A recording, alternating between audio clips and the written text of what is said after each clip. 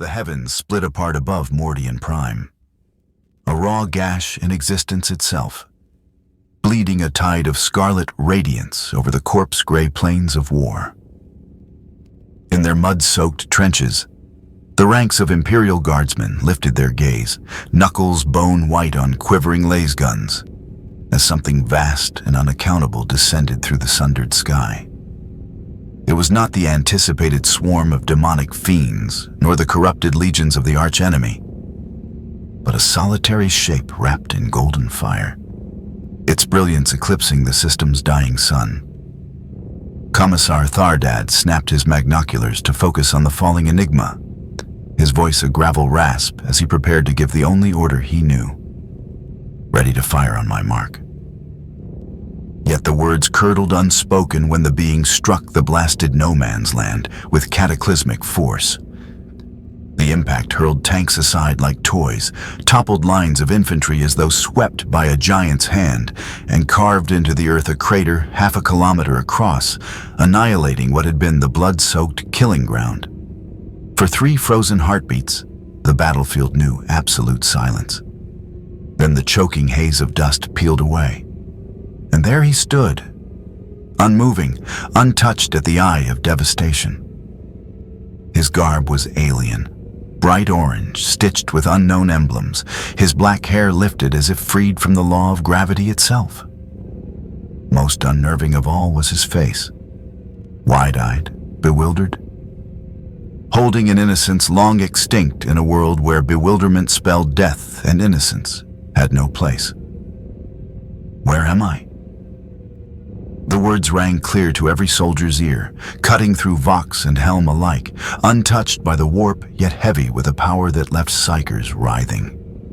This doesn't look like Earth. The Mian 84th, drilled to unleash violence at the slightest provocation, answered instinctively. 10,000 lasgun beams roared forth, merging into a raging tempest of crimson energy that should have obliterated even an Astartes, leaving nothing but ash and whispers. Yet the figure did not burn, did not fall. He simply ceased to exist where the barrage converged, erased from the point of impact as if reality itself had blinked. In the next instant, he stood beside Commissar Thard, eyes fixed with innocent fascination on the officer's bolt pistol. "That wasn't very kind," he remarked, lips curling in a disarmingly gentle smile. "I'm Goku. Can you tell me where I am, and why everyone is fighting?" Thard's response was not words, but motion. The chains word rasped free, its adamantine fangs shrieking as decades of war-trained muscles swung the weapon toward the intruder's throat. 2 fingers stopped the strike as effortlessly as a child plucking a drifting leaf. "You shouldn't play with things so lethal," Goku chided softly. With casual strength, he twisted the weapon, warping the molecular forged steel into a twisted ruin no more formidable than wrinkled parchment. Someone could get hurt. A ripple of dread surged through the Imperial ranks, a feeling so foreign to the grimly stoic Mordian Guard that many officers failed to recognize it at first. Hardened veterans who had stared into the abyss of demonic horrors broke ranks, hurling aside lasguns as they fled. Others fired blindly, their wild shots cutting down their own comrades in frantic terror. Across the blasted field, cultists of the ruinous powers dropped to their knees, recognizing a force outside their ken. The Avatar comes, their ragged chorus intoned, a nauseous dissonance proclaiming some godly choice. Aloft in orbit aboard the strike cruiser Emperor's Vengeance, Librarian Cassius of the Ultramarines clutched his head as psychic backlash battered his wards, blood streaming from nose and eyes in hot rivulets. "Captain," he croaked, voice shredded, "something has arrived on Mordian Prime, beyond classification." Captain Aemon spun from the tactical display, his weathered face hiding the cold knot that tightened in his gut as he watched a first company librarian reduced to such a ruinous state. Xenos, no. Cassius managed between ragged breaths, fighting to remain lucid. It reads as human, yet emits energy signatures I cannot place. Not warp flux, not a psychic imprint, something other. The machine spirit of the ship balked, its diagnostic servants refusing to quantify the anomaly's output, relays stuttering like a throat clogged with ash. Eamon's jaw set. "Prepare immediate deployment," he ordered, voice iron. "First company will planetfall and assess. If it threatens Imperial sovereignty, we will terminate it," he added, eyes like flint. Within the hour, 3 Thunderhawk gunships tore through Mordian Prime's bruised atmosphere, delivering 40 Terminators of the Ultramarines' first company, the finest warriors humanity could field, into the fray. They materialized in immaculate tactical formation, teleport homers locking them to crystallize in a perfect ring around the stranger who had hurled the war-torn world into confusion, ready to enforce the Emperor's ruthless judgment. Goku stood amid a ruin, born not of his will, but of panic and the blind treachery of friendly fire. A solitary calm in a hurricane of human error. He had leapt to stem the slaughter, moving at speeds that made mortal eyes lose the thread of motion as he shoved aside laser guns and wrenched weapons from the grips of those most bent on killing. Yet despite every intervention, the eruption of violence his coming provoked had already sent thousands to their graves. He now regarded the immense ceramite-clad forms arrayed before him. Storm bolters jutting like hellish combs, power fists folded into brutal arcs, feeling the murderous intent that radiated from them as plainly as heat from a furnace. "Are you in charge here?" he asked, addressing Captain Aemon with an almost casual politeness that belied the chaos, somehow discerning which warrior led, despite the identical plate helm. "I need to figure out where I am and how to get home. Also, why is everyone trying to kill each other and me?" Aemon's helmet vox swelled his words until they boomed. "In the name of the God Emperor of mankind, identify yourself, creature," came the harsh command. "I'm Goku," he answered simply, the grin on his face guileless enough to feel like an affront to the weathered soldiers. "I'm a Saiyan from Earth, though I don't think this is my Earth. The sky's the wrong color, and nobody back home wears armor like yours. You will submit to Imperial authority and accompany us for examination," Arjiman declared, his storm bolter never wavering from the stranger. "Resist and you will be destroyed." Goku scratched his head in a motion so ordinary, it seemed obscene in that field of death. "I don't want to fight you guys, but I'm not going anywhere to be examined either. Last time someone wanted to do that, it didn't end well for them." Aemon's voice turned cold and final. "Then you choose destruction. First company, execute the anomaly." 40 storm bolters roared as one, each weapon vomiting streams of mass reactive shells built to burrow into flesh and steel before detonating. The air itself seemed to harden into a storm of shrapnel, every round potent enough to annihilate a light vehicle. At that range, with such merciless precision, no living thing should have endured. Yet the barrage never touched its mark. Goku stood unmoved, one hand raised, a glowing sphere enveloping him in defiance of the material cosmos. The bolts hung suspended, frozen mid-flight, as though caught in the fist of an unseen god, their fury denied by an invisible wall. "I said I don't want to fight," he repeated, his voice edged now with iron. "But I won't let you hurt me either. Can we talk instead?" Vox static carried Librarian Cassius's strained tone to his brethren, psychic force sparking from the runes of his staff. The anomaly manifests a kinetic barrier. I will breach it in the Emperor's name. Azure lightning burst from his outstretched hand, a concentrated torrent of psychic might sufficient to incinerate a demon prince. The beam slammed against Goku's field, only to fracture, breaking apart into glittering motes that evaporated like mist at dawn. "That tickled," Goku said, genuine surprise in his voice. "Are you using some kind of key technique? It feels different from anything I've encountered." Ayman had seen enough. Terminators closed the distance, thunder hammers raised, power fists clenched, their oath clear. The abomination would fall in the Emperor's name. Despite their colossal armor, they surged forward with unnerving swiftness, each ponderous step shaking the scarred earth like the tread of ancient engines of war. Goku regarded their charge with intrigue rather than dread, allowing the shimmering barrier around him to fade as he shifted his stance with calm precision.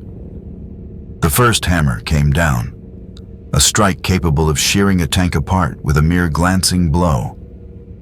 Goku caught the weapon in one hand, its disruption field flaring violently as it collided with an energy it could not unravel. "These are impressively crafted," he noted, studying the weapon even as he held back the augmented strength of his opponent without strain. "But you place too much faith in steel, not enough in yourselves." Then he moved. Blurred motion beyond even auto senses, stripping 5 Terminators of their sacred weapons, setting them gently upon the ground rather than shattering them. Enraged, the warriors fell back on their power fists, great gauntlets crashing through the air like meteors. Goku slipped between them with the slightest adjustments, letting each blow miss by a hair's breadth. "You fight well," he admitted, respect threading his voice. "But you're rigid, too locked into form. Battle is a current. You must learn to move with its flow." "Blasphemy," snarled the Terminator, hurling a massive punch that would have torn the head from any ordinary man. "The Codex Astartes governs our every breath," he thundered. "Its doctrine is flawless." Yet Goku intercepted the blow, fingers closing around the armored fist and freezing it in place despite the grinding of servos and the warrior's augmented might. "No method is without flaw," he murmured. "That is why we never cease our training, why we must always evolve. Perfection is the death of progress." With the smallest exertion, he shoved the Terminator aside, forcing the colossal figure to skid across the scorched earth, his venerable plate unmarred by the impact. The remaining Ultramarines surged forward in unison, blades and bolters flashing in perfect coordination, only to lash at nothing as their quarry blurred beyond reach, faster than their senses could track. Enough of this charade. Captain Ayman barked, his voice cutting through the din as he gestured for retreat. "Librarian Cassius, summon orbital fire. This abomination is beyond what our blades can end." Goku's face darkened, the light-hearted veneer gone, replaced by an ageless gravity. "Orbital fire? You would raise this ground, slaughter the innocent, just to strike at me? Survivors remain in those trenches. Acceptable sacrifices," Ayman answered coldly. "The danger you embody eclipses their worth 1,000 times over." Then the air itself seemed to buckle.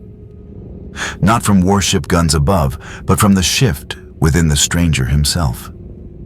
The earth shuddered beneath them, not from artillery or bolter fire, but from the raw surge of force coalescing around Goku's body. "I will not permit you to slaughter innocents," he declared, his tone deepening into something primal as a luminous radiance began to flicker about him. "I sought patience. I sought words. But if you would butcher your own simply to reach me, then you leave no path but this." The glow erupted into a blazing tempest, a golden maelstrom that swallowed his form whole. His hair stiffened, rising and transforming, until it mirrored the searing aura now blazing around him. Yet it was not the change in his flesh that unnerved the Adeptus Astartes most, but the oppressive presence that followed. An overwhelming tide of might crashing across the field like the shockwave of a void ship slamming into atmosphere. This Goku intoned, his voice reverberating as though carried from all directions at once. "Is what my people, the Saiyans, call Super Saiyan. I despise wielding it against those unworthy of the scale. Yet you have stripped me of all other options."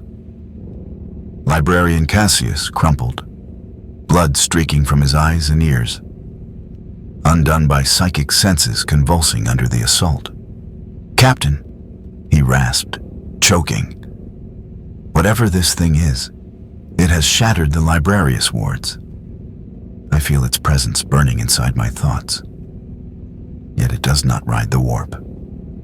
It exists partly in the Imperium and partly in some nameless elsewhere." Before Aemon could muster response, the warrior was gone. Only a golden blur streaked through the ranks, faster than even transhuman reflexes could seize. One by one, the Terminators toppled, their warplate unbroken, yet their bodies rendered inert. Felled by pinpoint strikes that bypassed ceramite and found nerves and joints even an Astartes reforged frame could not shield. In heartbeats, 38 of the 40 lay strewn upon the scarred ground, unconscious yet still breathing. Only Aemon and the shattered form of Cassius remained upright. "I neutralized them without lasting harm," Goku said, his golden aura dimming as his form settled back into its natural state. "They will rouse in a few hours, battered and aching, but alive. I hold no wish to kill. I only want to know this place and discover a path back home." Amon's bolter snapped upward in a fluid motion, but before he could fire, the weapon was already gone. 10 paces distant, Goku regarded it calmly, fingers tracing the sanctified casing. "The workmanship is extraordinary," he observed, studying the etched litanies across the metal. "You've inscribed prayers upon the weapon itself. Is this part of your faith?" "Return the holy armament, abomination," Aemon barked, igniting his power sword with a hiss. "Its machine spirit cannot be defiled by your tainted hand." Goku tilted his head, examining the bolter with a faint flicker of surprise. I think I sense it now. An energy woven into the steel, almost as if it breathes, half alive. That is remarkable craft. With deliberate care, he lowered the weapon to the ground, treating it with the reverence due a relic. "Listen," Goku said, his tone steady but earnest. "I can see you are warriors of conviction, and I respect that. But this battle solves nothing. Let us begin again. My name is Goku. I am lost, and I only seek a path back home. Perhaps you can aid me, and in return, I can lend my strength to whatever war you fight." Captain Aemon began to answer, but the words died as the sky itself curdled into blackness. It was no precise eclipse of Imperial firepower, but a malignant shadow spreading like spilled ink across the firmament. Sickly green lightning tore through the clouds, casting light upon forms that should never dwell in real space. "Warp breach," Cassius choked, dragging himself upright with effort. "A great demonic incursion approaches. The veil is weakened by this anomaly's presence." Goku lifted his gaze, his face etched with weary recognition. Something is breaking through. Its strength is immense, yet its essence feels foul, distorted. The heavens split, disgorging a colossal figure that drifted earthward with dreadful majesty. 14 feet tall, its decayed flesh swelled with obscene vitality, mocking the very notion of mortality. A champion of Nurgle had come, lured to Mordian Prime by the unmatched flare of alien power. "I am Mortarion," the Daemon Primarch thundered, his voice a dirge of pestilence that made mortal skin blister and weep. "Son of Nurgle, Lord of the Death Guard. And you, fragile aberration, have drawn the gaze of powers far beyond your reckoning." A black cloud of flies writhed around the corrupted Primarch, each insect a living vessel of pestilence potent enough to scour entire worlds. His colossal scythe, Silence, scraped lines through the fabric of reality itself as he advanced, while toxic vapors poured in choking waves from the corroded vents of his ancient Terminator plate. Goku did not yield a step, undaunted by the grotesque spectacle. "You're not like the others," he remarked, gesturing toward the fallen Ultramarines. "Stronger, yes, but tainted, like something gnaws at you from within." Mortarion's laughter rolled out, a death rattle that made the hidden guardsmen choke and collapse as fluid drowned their lungs. "Perceptive for a mortal," he croaked. "The blessings of Grandfather Nurgle sustain me, raising me above the fragility of flesh. Soon you too shall receive his benevolence, for he has fixed his gaze upon your coming." "Not interested," Goku answered coldly. "Whatever's been done to you, it is no blessing. Your life force reeks of corruption, twisted until it barely resembles life at all." Mordarion's face contorted with fury, his already abhorrent features distending further. "You dare pass judgment upon me, insect? I have conquered death itself. I endure eternal, while your false emperor festers upon his carrion throne. You will scream for Nurgle's embrace before I am done with you." With a speed utterly incongruous with his hulking frame, Mortarion swept Silence in a wide, murderous arc aimed to cleave Goku in two at the waist. The Saiyan vaulted high above the scythe's path, but his leap carried him straight into a seething cloud of plague spores vented from the Daemon Primarch's armor. Even an Astartes, with gene-wrought organs and sacred resistance, would have melted to sludge within seconds under that virulent miasma. Goku hacked once, his body flaring as ki coursed through every cell, burning out the corruption and expelling the rot through sheer will.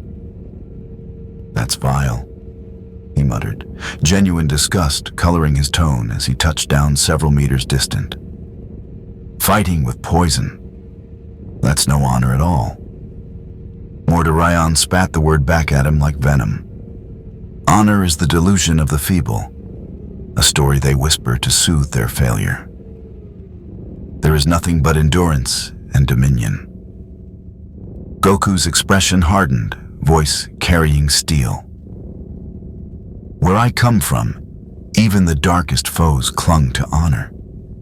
They sought victory by testing strength against strength, not by foul trickery and poison clouds." Golden radiance surged once more as his body ignited in the blaze of Super Saiyan. But unlike before, there was no hesitation, only resolve. "Words won't reach you," he declared. "You've sunk too deep into corruption. So I'll show you true strength. The kind that defends others, not the kind that festers in selfish decay."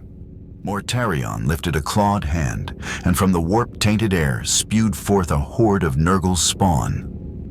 Plague-bearers, gibbering Nurglings, and the swollen beasts of Nurgle crawled into existence, coalescing into a festering host around their master.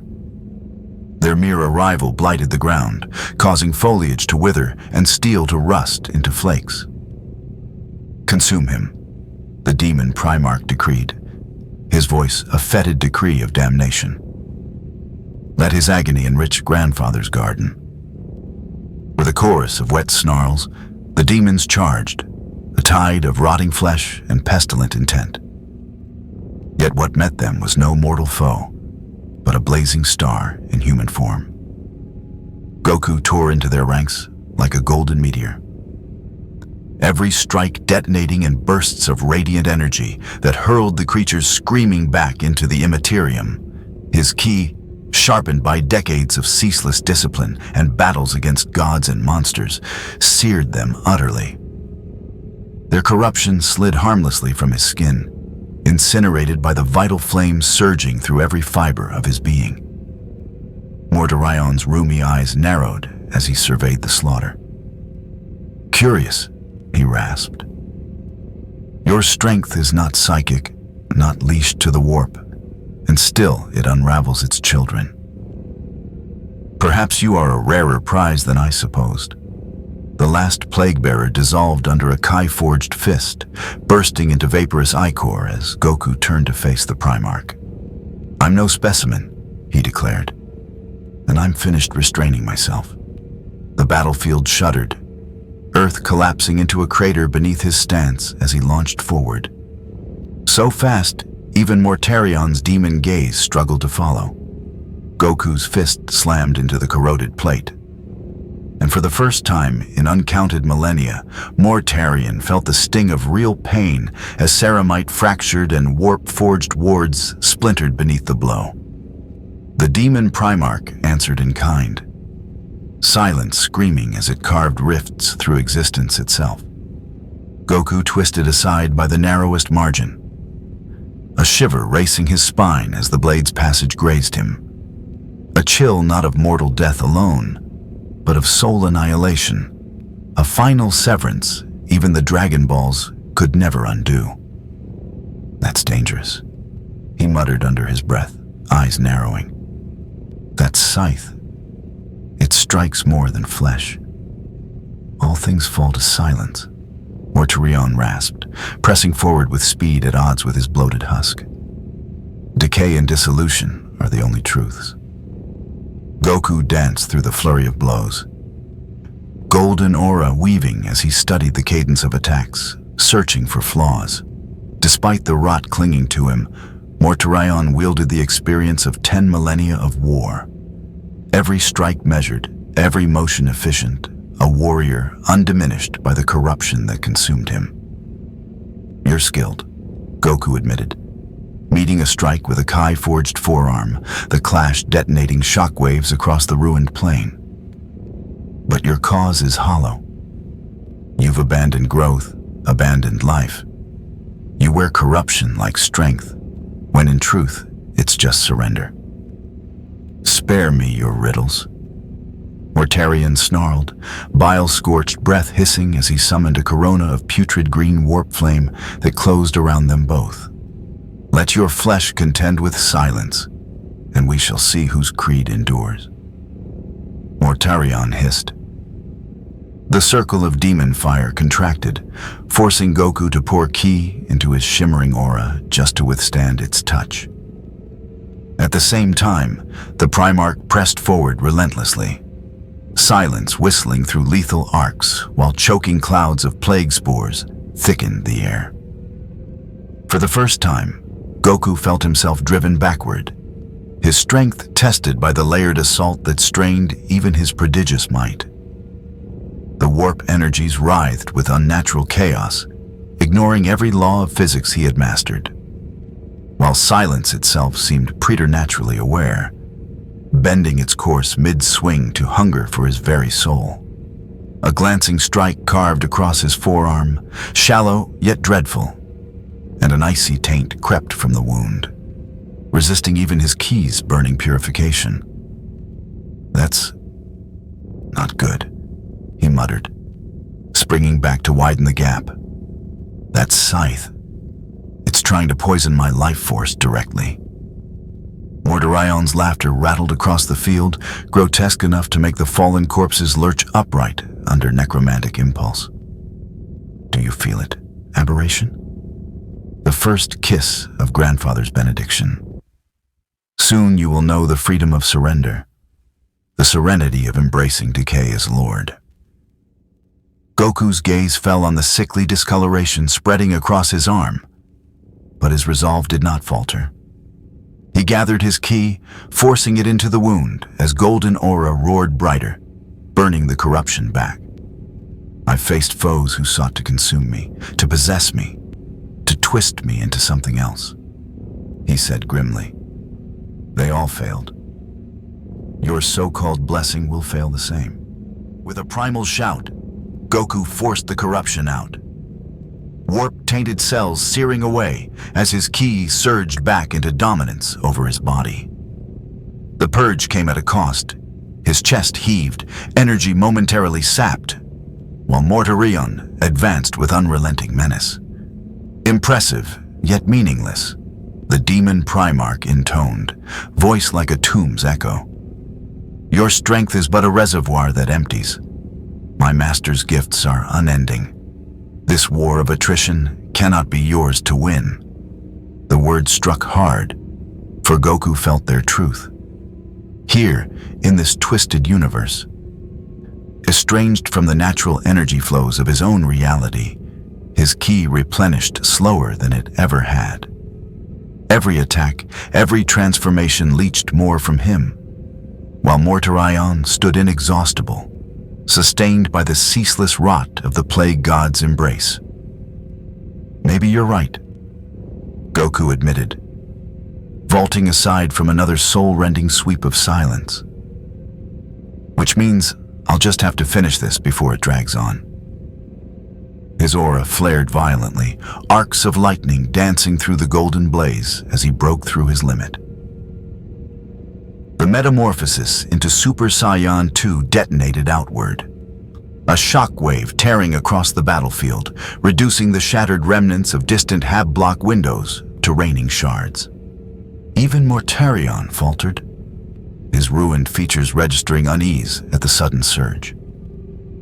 "Intriguing," the Daemon Primarch mused darkly. "Your kind hides depths unplumbed. Grandfather will delight when you are remade in his garden." "That's not happening," Goku replied, voice reverberating with raw force.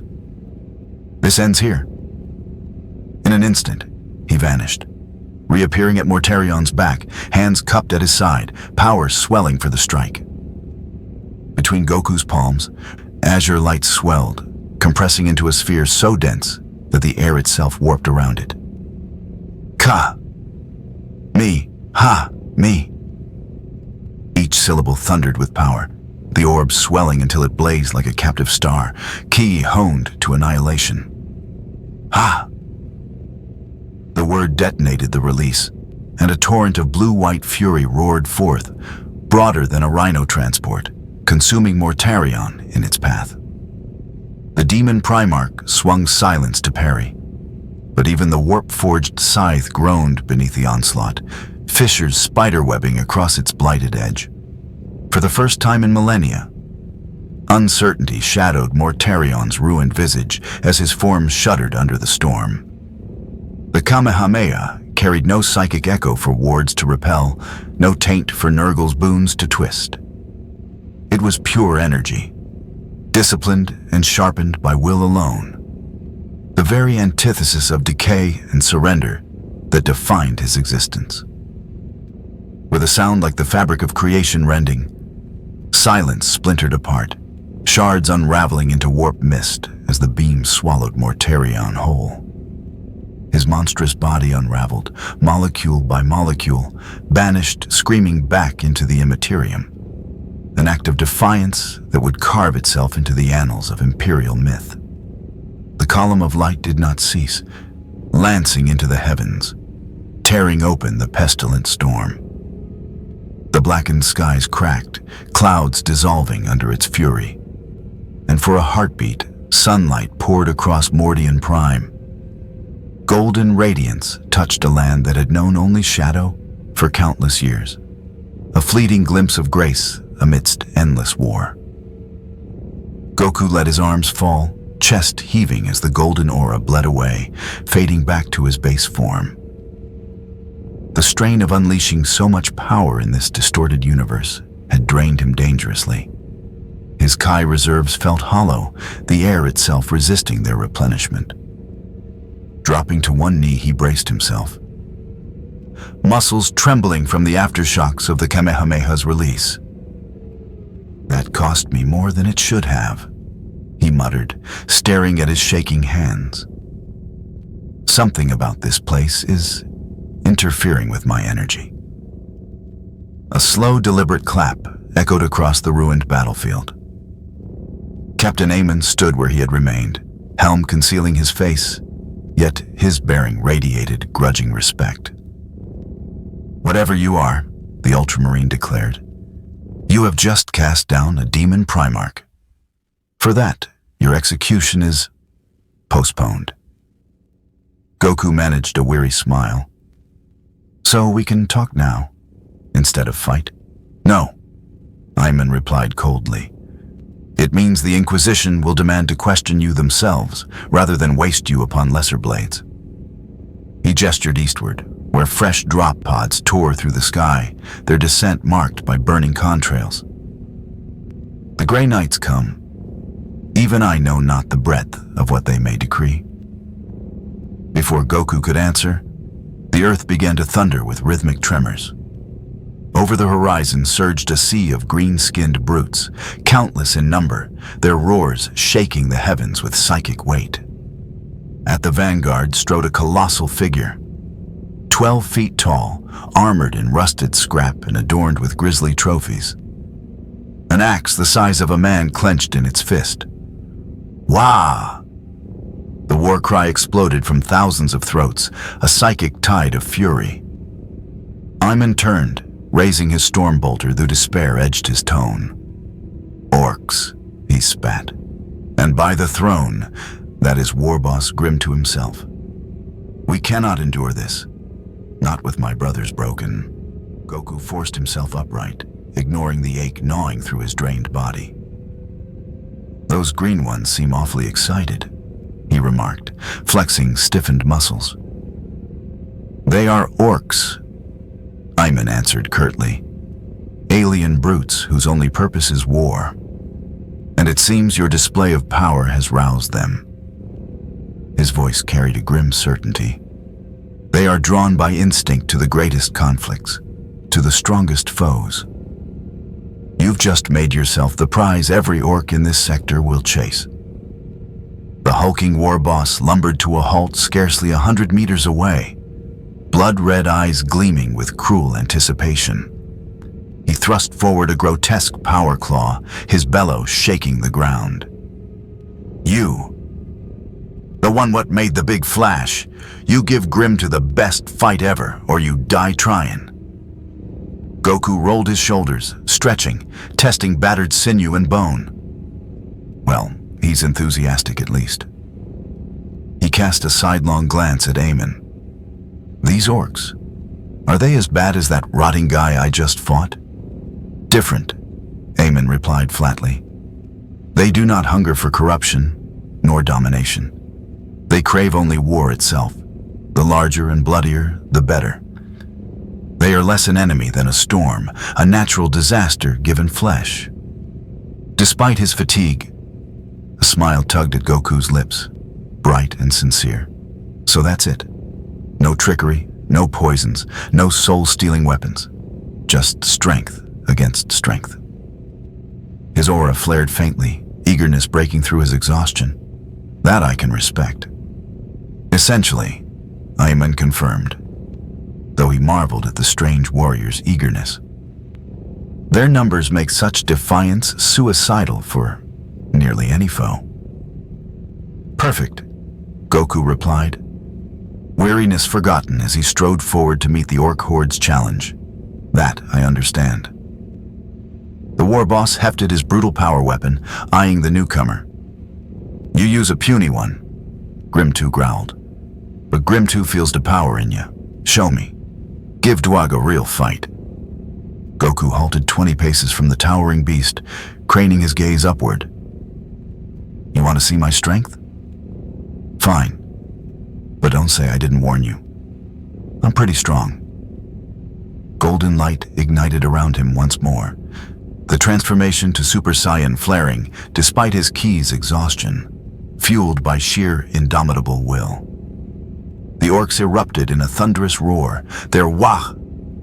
Energy resonating with the display, making the very air quiver in bloodlust anticipation. "Now that's more like it."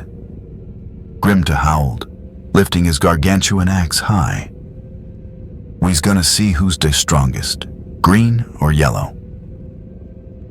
The war boss thundered forward, his massive bulk moving with startling speed.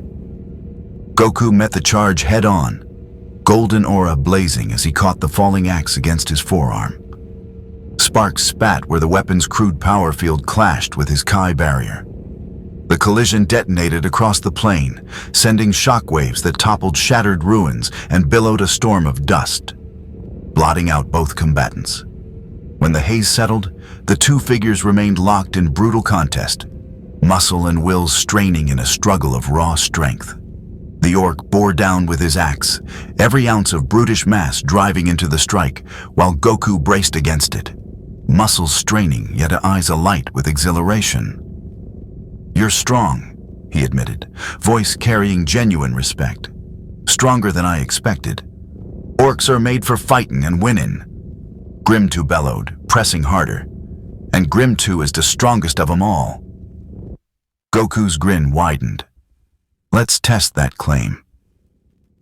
With a sudden surge, he shoved back, sending the war boss staggering a step. Before Grim2 could regain footing, Goku slipped inside his guard, unleashing a flurry of blows to the massive torso, each strike forceful enough to shatter stone. The war boss grunted but endured, his leathery hide and redundant organs diffusing the worst of the punishment. With a roar, he retaliated, a sweeping backhand that Goku barely evaded.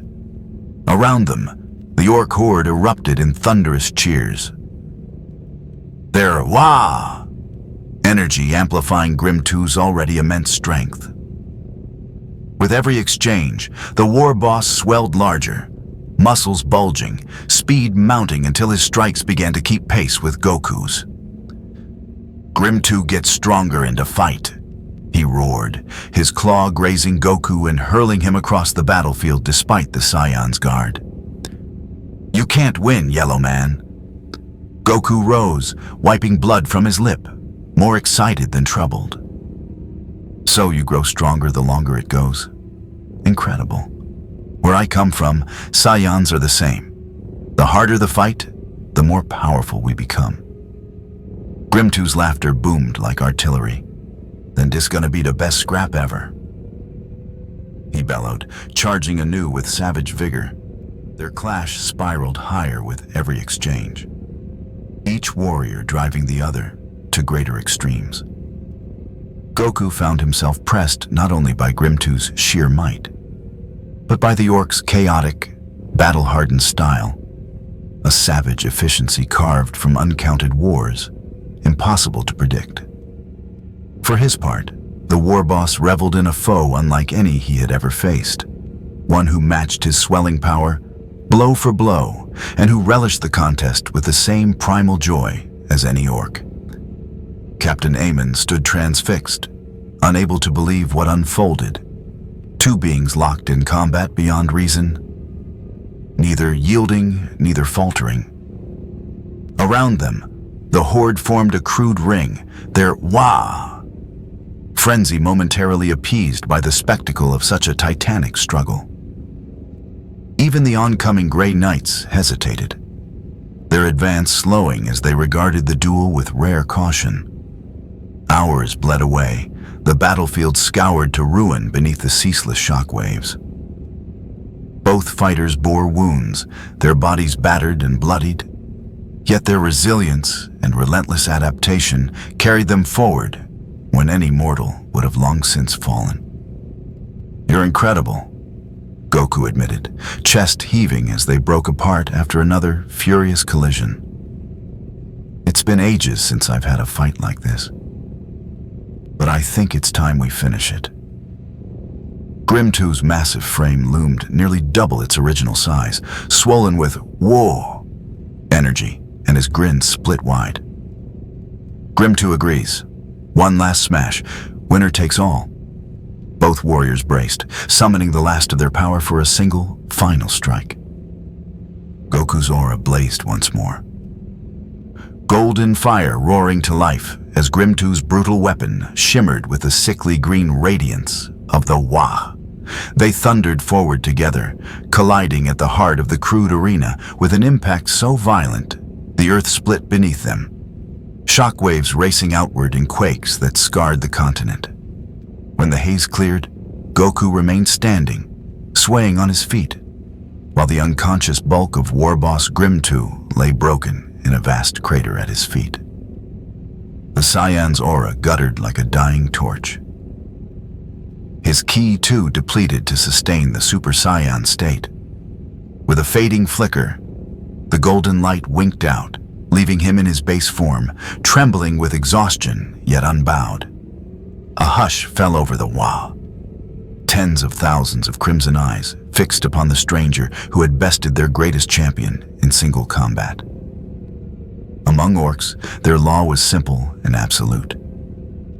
Victory crowned leadership. New boss. The cry rang out, first a lone voice, then a tidal wave of guttural chants until the ruins shook with the thunder of it. New boss. Strongest leads. Goku blinked in bafflement as the horde dropped to their knees. Crude foreheads pressed to rubble in worshipful obeisance. Wait, what? I don't want to be your boss. I just wanted a good fight. A hulking orc lumbered forward, one arm replaced by a crude bionic claw, the tattered remains of an Imperial officer's coat draped across his bulk. He spoke slowly, as though addressing a dim-witted child. You beat the war boss fair and square. That means you boss now. That makes you the war boss now. That's how orcs work. Strongest always leads, the massive greenskin declared. But I'm not an orc, Goku protested, motioning to his very unorcish frame. The hulking brute scratched at his scalp with his mechanical claw, brow furrowed in rare thought. Bit tricky, dat, he admitted at last.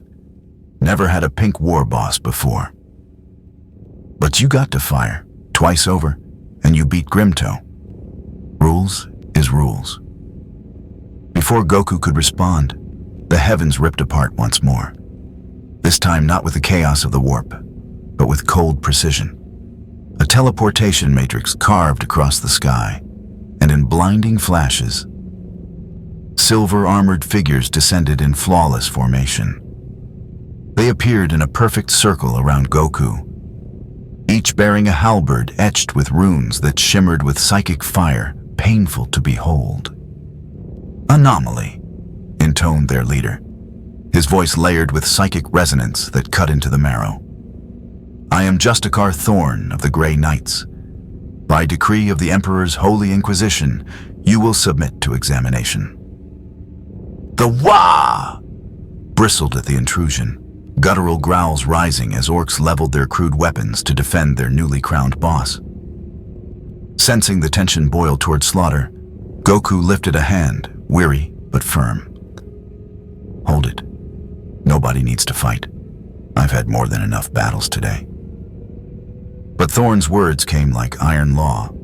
The Xenos plague must be cleansed, he declared, as if reciting a truth carved into the bones of creation itself. Once you are secured, the cleansing will begin, Thorn decreed.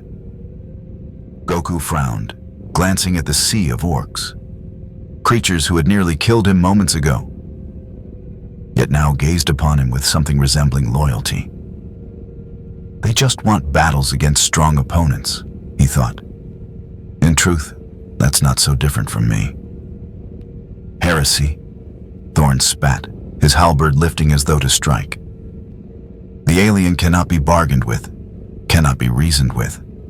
It exists only to corrupt and destroy mankind. Goku's voice hardened, defiance rising through his fatigue. I've heard words like that before.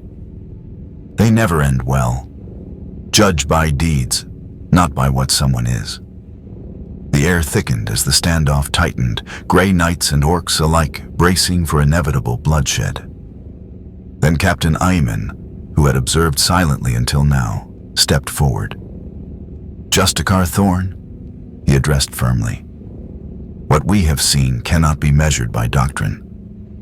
This anomaly did not merely repel Mortarion. He banished a Daemon Primarch outright, erased him from the material realm. Such a feat has not been achieved since the Emperor himself strode among men. All the more reason to secure the anomaly, Thorn countered, though the certainty in his voice wavered. Power like this must not go unchained. Goku straightened, shoulders squaring as he drew on sheer will to stand tall despite his weakness. I'm not here to cause trouble. I only want to find my way home. But I won't stand by and let you slaughter these orcs simply because they're not like you. If they attack innocent people, that's different. But right now, they're not, Goku said firmly. Boss speaks true, rumbled the massive orc with a mechanical arm. We follow Das strongest. If the new boss says no fightin', then we wait. Justicar Thorn's helm turned toward the crude spokesman, then back to Goku. You claim the allegiance of the Greenskin Horde? Impossible. Not command, Goku corrected, shaking his head. They respect strength. That much I get. Instead of trying to wipe them out, why not direct them against foes we all share? That rotting creature I fought was a threat to everyone. A sharp chime echoed inside Thorn's helm. He stood rigid for several moments, then lowered his halberd a fraction. New orders, direct from Terra, he announced. The anomaly is to be transported to the Inquisitorial Fortress on Makrage for consultation with Lord Guilliman himself. A murmur rippled through the surrounding Space Marines at the name, heavy with awe. Even Aemon stiffened, momentarily shaken by the revelation. The Primarch of Ultramar seeks audience with this being personally. So it would seem, Captain Thon confirmed, his tone carefully neutral, betraying nothing of his own private judgment. This matter has drawn the scrutiny of the highest Imperial authority. Goku looked between the armored giants, sensing the gravity, though the name meant little to him. Who's Guilliman? Ayman's reply carried reverence, even through the iron discipline of an Astartes. The last loyal son of the Emperor, a demigod reborn to guide humanity in its darkest age. If he himself calls for you, then your presence bears a weight none of us can fathom. Goku weighed the decision, then gave a small nod. All right, I'll meet this Guilliman. Maybe he can help me figure out how to get home. He turned toward the waiting orc horde, thousands of eyes fixed on him in raw anticipation. We wait for Da Boss to come back. The mechanical armed orc barked proudly before Goku could speak. We hold the territory. Get ready for when you bring new enemies to fight. No, Goku said firmly. No hurting innocents. You fight warriors who want to fight, not civilians. The orc scratched his head, frowning, then finally grunted in agreement. Civilians make lousy fights anyway. Too soft, over too quick. No fun. Justicar Thorn extended his gauntlet, and a teleport beacon shimmered into being beside him. The anomaly comes with us. The Xenos will be purged once we depart. Goku crossed his arms, his voice hardening. That wasn't the deal. These orcs aren't attacking anyone. Leave them alone, and I'll go with you peacefully. If you harm them after I'm gone, I'll know. And you won't like the outcome. The Grey Knight's helm betrayed nothing, but the tautness in his stance spoke clearly of inner conflict. After a long silence, he gave a clipped nod. The purge is suspended. For now, greater priorities take precedence. With the accord reached, Goku moved toward the beacon, each step deliberate as he conserved what little strength remained. Just before placing his hand on the device, he glanced back at the endless orc horde and at their defeated war boss lying unconscious among the ruins. When he wakes, Goku said, nodding toward Grimtu's unconscious form, tell him it was a good fight. Maybe someday, when I'm stronger, we can have a rematch. The massive orc with the mechanical arm pounded his chest in salute. We'll tell him, and we'll get stronger too, for when you comes back. With a final nod, Goku laid his hand upon the teleportation beacon. Blinding radiance consumed him, and in an instant the war-torn fields of Mordian Prime dissolved. He reappeared aboard a vessel so vast, his first thought was that it must be a drifting city, not a ship. The teleportation chamber alone could have swallowed several Capsule Corporation towers with room to spare. The anomaly is secured, Justicar Thorn reported to a figure waiting at the chamber's edge. As commanded, Inquisitor. The individual who advanced looked nothing like the armored warriors surrounding Goku. Clad in austere black robes, the only sign of authority was the small icon at her throat, a stylized eye that seemed to stare back at anyone who beheld it. "I am Inquisitor Vale," she said, her eyes sharp with cold scrutiny. "You have stirred quite the storm in the Imperium, Mr. Son." "Goku," he answered simply, true to his nature. "Just Goku is fine." "Very well, Goku," Vale replied, motioning for him to follow as she turned toward the chamber's arching exit. "You now stand aboard the inquisitorial black ship, Tenebris Vinculum. We will transport you to Macrage, where Lord Gilliman awaits. The voyage will last approximately 3 standard weeks in the warp." "3 weeks?" Goku frowned. "That's a long time. Could I maybe get something to eat first? That last fight took a lot out of me." For the first time, a faint smile softened Vale's severe expression. "I was informed of your prodigious appetite. Provisions have been prepared. Follow me." She guided him through corridors so immense that even Goku, no stranger to awe-inspiring sights, found himself gazing upward in wonder. Servitors paused in their endless tasks. Crewmen halted mid-step, whispers chasing in his wake as word spread of the anomaly in their midst. At last they entered a chamber where a massive table groaned under the weight of food enough to sustain an entire platoon. Goku's eyes widened instantly, his Saiyan hunger overriding fatigue. "This is perfect," he exclaimed, dropping into a chair without ceremony. "Mind if I dig in?"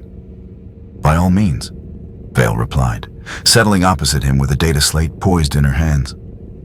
"While you eat, perhaps you will indulge my curiosity about your origins." Between mouthfuls vanishing at a startling pace, Goku did his best to explain.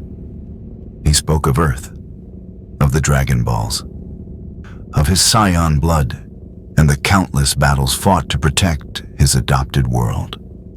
He described the strange surge of energy during training with Whis, and the disorienting pull across dimensions that had hurled him onto Mordian Prime. Vale listened in perfect stillness, her face unreadable as she occasionally tapped notes onto her data slate. Only when Goku spoke of divine beings, gods of destruction, and the angels who served them, did a flicker of sharpened interest break through her mask. "These entities," she said at last, as he paused to devour another platter, "in your universe, they govern reality itself?" Goku nodded between bites. "Yeah. Each universe has its own god of destruction to keep the balance. Beerus is ours. He's insanely strong, way beyond me. But I'm catching up bit by bit through training." Vale's gaze narrowed. "And the Dragon Balls you described, artifacts that can grant any wish, even to restore the dead?" "Pretty much," Goku confirmed, reaching for a pitcher of water. "There are limits, though. They can't undo death by natural causes, and they can't bring someone back if they've been gone over a year, unless you use the Super Dragon Balls. Those are way stronger." Slowly, Vale set her data slate aside, both hands folding as her attention fixed fully on the Saiyan. "In this Imperium, Goku, such notions are not merely alien. They are heresy.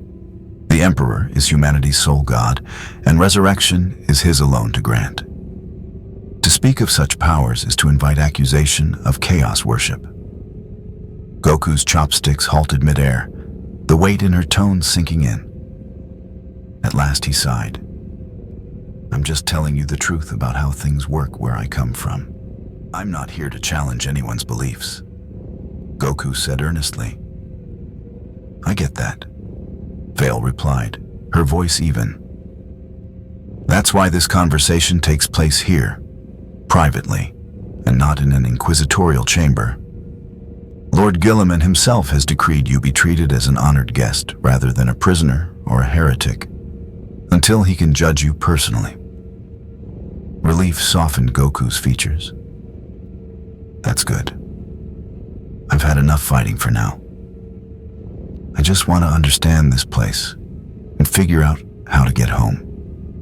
Vale's expression remained thoughtful. That may prove difficult. The walls between realities are not easily crossed, even with the Imperium's most advanced technology. If you truly hail from another universe, as your account implies, the difficulty increases beyond measure. Goku set down his utensils, his gaze turning contemplative. Back home, I use a technique called instant transmission. It lets me teleport anywhere I can feel a ki signature. But here, the energy feels warped, twisted somehow.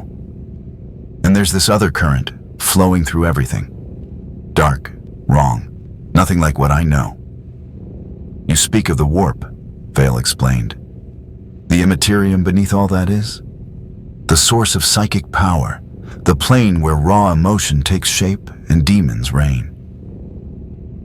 It is also our highway among the stars, though one paved with peril. Goku nodded slowly. That explains a lot. When I fought that Mortarion guy, his power felt like poison, like it was eating him alive while tricking him into thinking he was stronger. Vale inclined her head. An apt description of chaos. The ruinous powers offer gifts that appear as strength, but, in truth, consume their hosts from within. That you could sense such corruption speaks well of your purity of spirit. Perhaps the very reason Lord Guilliman has taken interest in you. So spoke Vale, her words lingering in Goku's thoughts as the weeks of warp travel unfolded. 3 long weeks passed in a rhythm Goku carved for himself, with his ki reserves gradually replenishing in this strange dimension.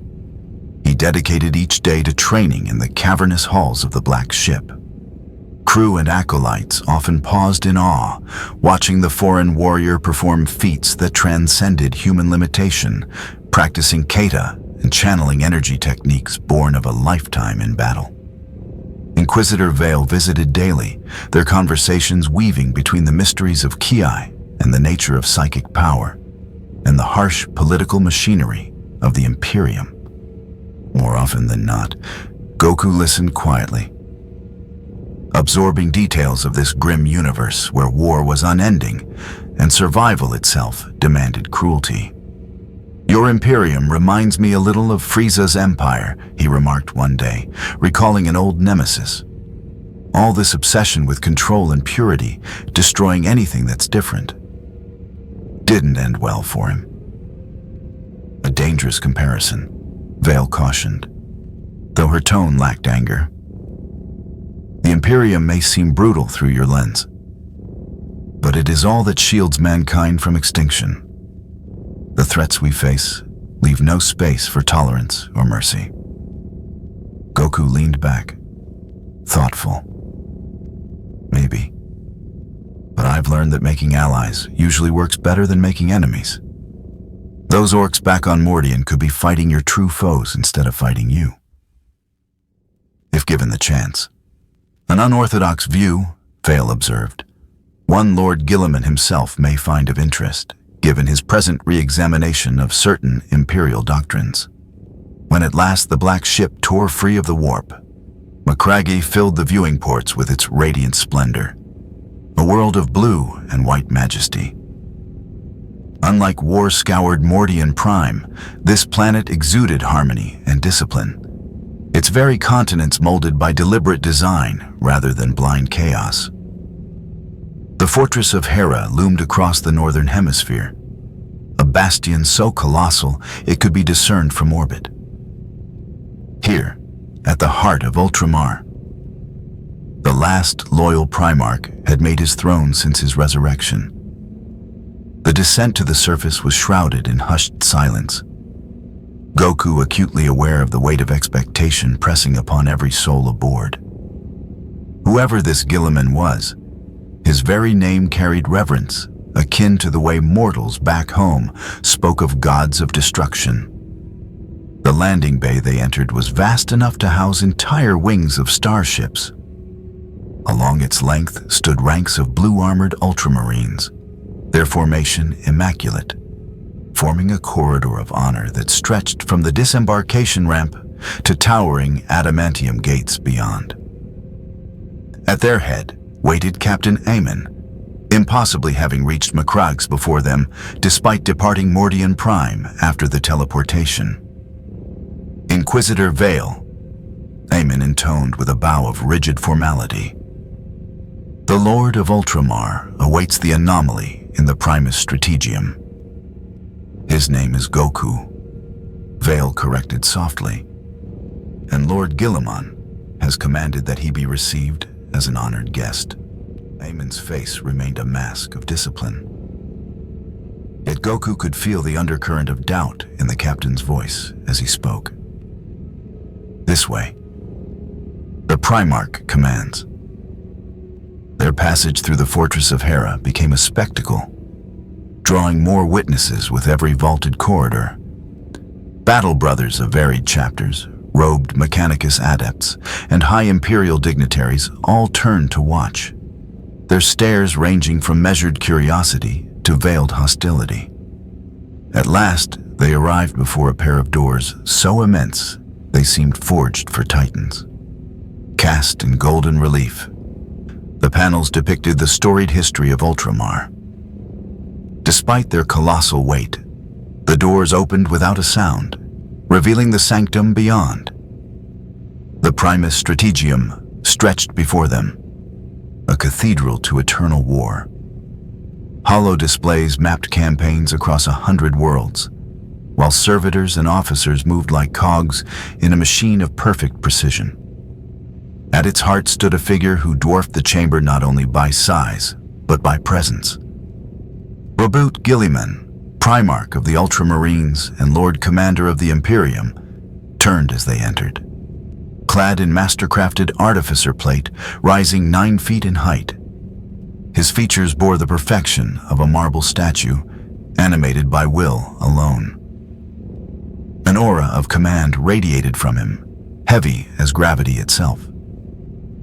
When he spoke, his words resonated like judgment carved into stone. Oh. This is the being who banished Mortarion. Golden Eyes regarded Goku with piercing intellect. He seems unassuming for one credited with such a feat.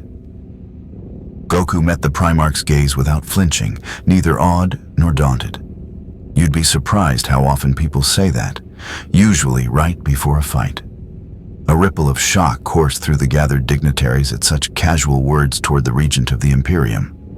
But Guilliman's expression betrayed only thoughtful intrigue.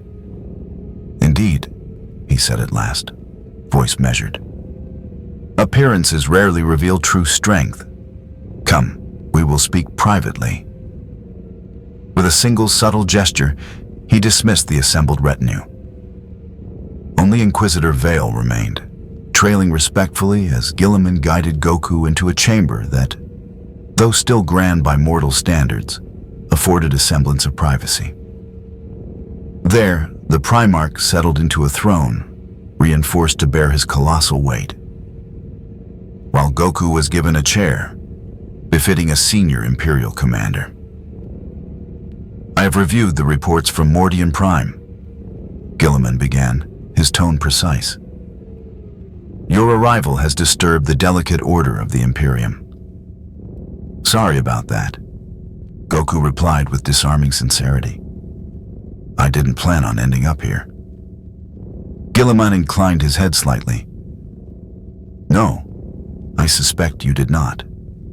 Inquisitor Vale has informed me that you claim origin from another universe altogether, one governed by metaphysical laws far different from our own. That's right, Goku confirmed simply. In my world, we don't have this warp energy that seems to saturate everything here, Goku explained. We have Kai's, life energy that flows through every living being. Guilliman's golden eyes sharpened with interest. Fascinating. This key permits feats which, in our reality, would demand psychic mastery of the warp. Goku gave a modest shrug. I guess so. Though my techniques work differently. From what I have seen, your psychic powers feed on emotion and will. Ki is more about balance, mind, body, spirit in harmony. The Primarch leaned forward slightly, the weight of his focus like a physical force. And this energy proved fatal to Mortarion's form, banishing a Daemon Primarch outright, when even our most sanctified anti-warp weaponry rarely does more than drive them back. Yeah. Goku nodded, recalling the clash. It was like his body couldn't hold together against pure life energy. It just burned the corruption away. Gilliman reclined, expression unreadable yet contemplative. If this could be studied, replicated. Lord Gilliman. Vale interrupted gently but firmly. While military application is tempting, another matter demands equal attention. Our guest has spoken of artifacts in his reality, Dragon Balls, that grant resurrection as though it were routine. The Primarch's gaze narrowed, a flicker of steel crossing his otherwise calm features. Resurrection? True restoration of life? Not the grotesque parodies offered by chaos, nor the hollow existence of a dreadnought? That's right, Goku confirmed. Body and soul, whole again. The Dragon Balls can grant almost any wish. But most often we use them to bring back people who died too soon. A silence settled over the chamber, heavy and taut, broken only by the distant murmur of the fortress's operations. When Gilliman spoke again, his voice carried a measured calm that could not entirely mask the storm beneath. In 10 millennia of Imperial history, he intoned, through every triumph of technology and apex of psychic might, true resurrection has eluded us. Even my own return demanded the combined genius of Archmagos Belisarius' call and the intervention of the Eldari goddess Aisha. And still, I awoke to a galaxy so far decayed from what my father envisioned, that at times I wonder if the effort was worth the price. Goku felt the grief woven into those words, an ancient sorrow draped over the Primarch like a shroud. Where I come from, he said quietly, death isn't always the end. I've died twice, and each time I came back stronger. Gilliman's eyes grew distant, his tone a whisper edged with yearning. To die and return. To grant a second chance, not only for oneself, but for all who have been lost. Then his gaze locked on Goku with sudden, burning intensity. These Dragon Balls, could they exist here? Could they be forged or summoned into this reality? Goku frowned, uncertain. I don't know. They were created by Kami, who was originally a Namekian. I don't even know if your universe has anything like them, or if it's possible with this warp energy complicating everything. Maybe, but I can't promise. It might be possible, Gilliman pressed, golden eyes flaring with a dangerous spark of hope. Maybe, Goku admitted cautiously. But making Dragon Balls here could have consequences I can't predict. The ones from my world have built-in limits to keep balance. Without safeguards, power like that could be twisted. Vale's voice entered softly, grave as a prayer. If chaos ever seized such wish-granting relics, the galaxy itself would drown in ruin. Gilliman exhaled slowly, the brief flame of hope dimming. Even the attempt would lure the gaze of the ruinous powers. You are wise to counsel restraint, Inquisitor. Gilliman turned back to Goku, his features composed yet layered with a contained intensity. Still, he said, your presence here opens singular possibilities. That energy you call your ki appears to act upon warp entities in manners our ordinary arms and even sanctified countermeasures cannot replicate. If you would consent to aid the Imperium while we search for a means to return you to your own reality, your contribution might prove decisive in contests where whole systems hang in the balance. Goku regarded the Primarch without alarm. "You want me to fight for you?" he asked plainly, neither shocked nor offended by the offer. "I would prefer to say, fight with us," Gilliman amended. "The dangers confronting humanity are existential. Chaos, Tyranids, Necrons, each able to snuff out human worlds if left unopposed. Your power could shift outcomes in critical conflicts." Goku listened, turning the idea over seriously. "I'll fight to protect innocence. That has always been my way," he said. "Yet, from what I have seen and heard of your Imperium, you are not invariably the righteous party. Some of your methods are harsh, cruel even." Gilliman answered with unexpected candor. "The Imperium is flawed," he conceded. "Its institutions calcified over 10 millennia and, in many respects, have drifted far from what my father intended. I have spent every waking moment since my return trying to reform what can be reformed, to steer humanity toward a more enlightened course. But 10,000 years of dogma are not undone in mere decades." Goku studied the Primarch with renewed interest. "So you strive to make things better," he observed.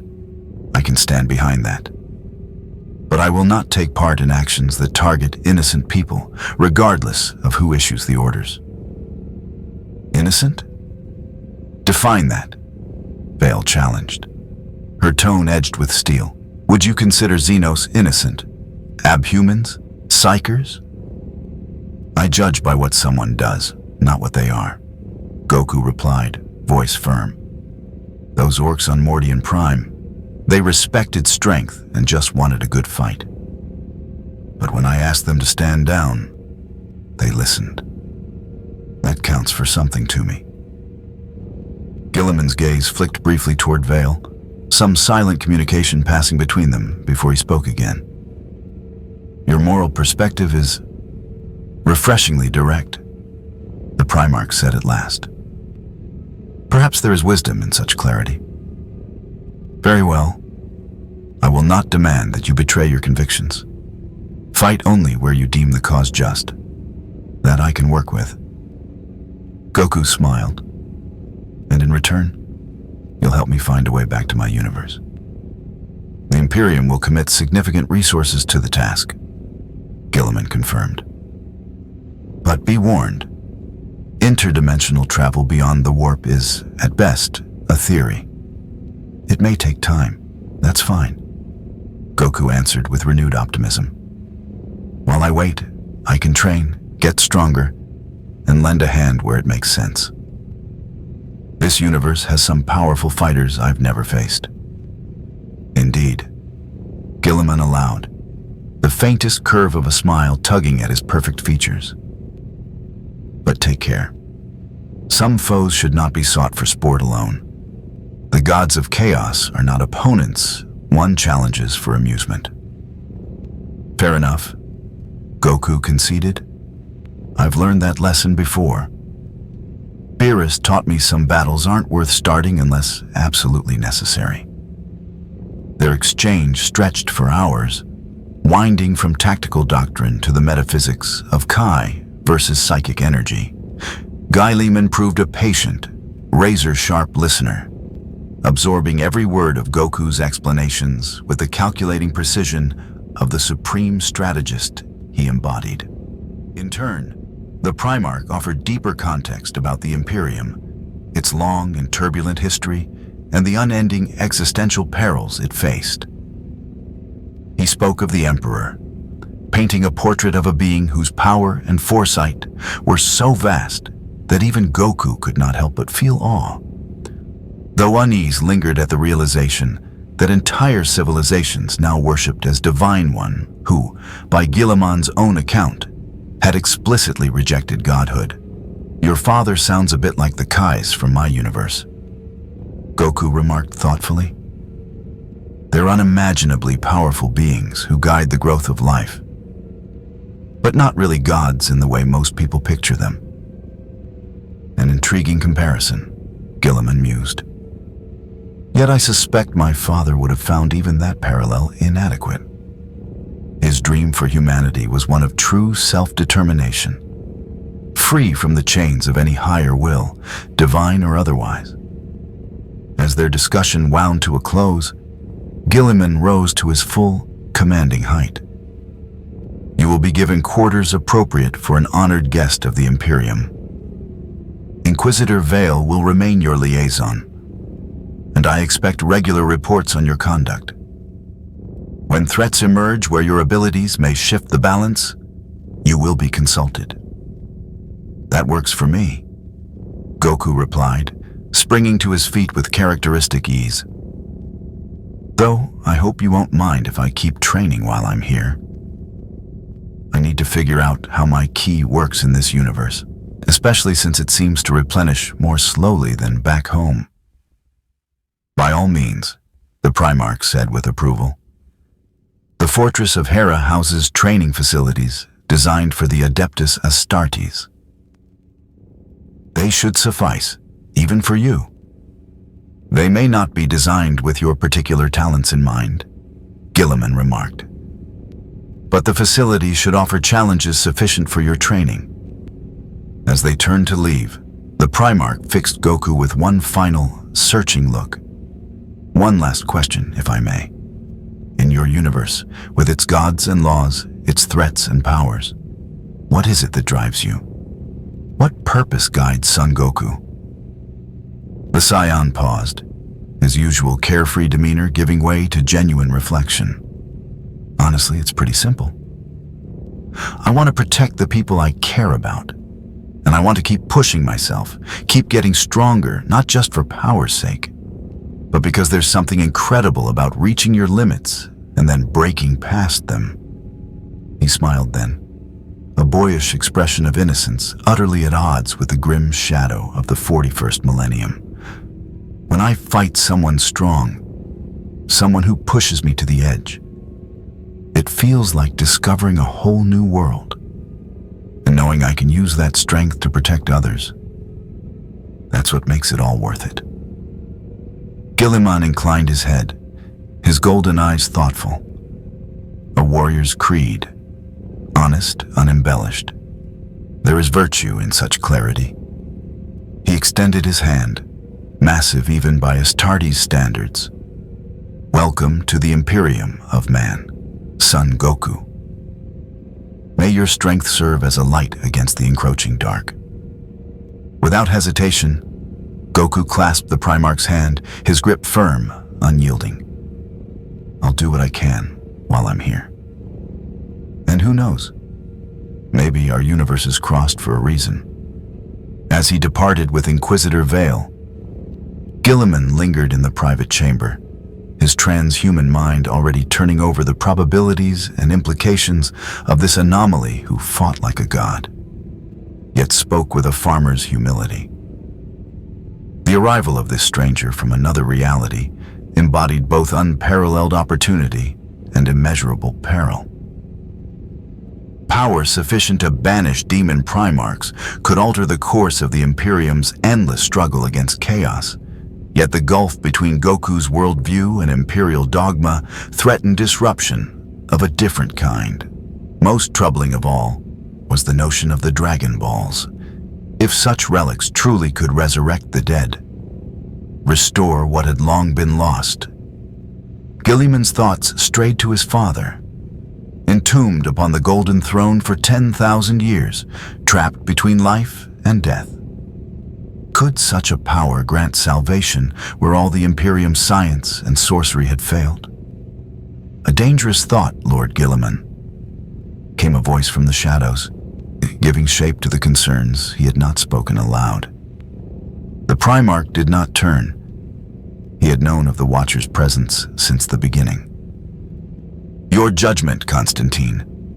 From the darkness stepped a towering figure, clad in resplendent gold, a guardian spear resting easily in his grip.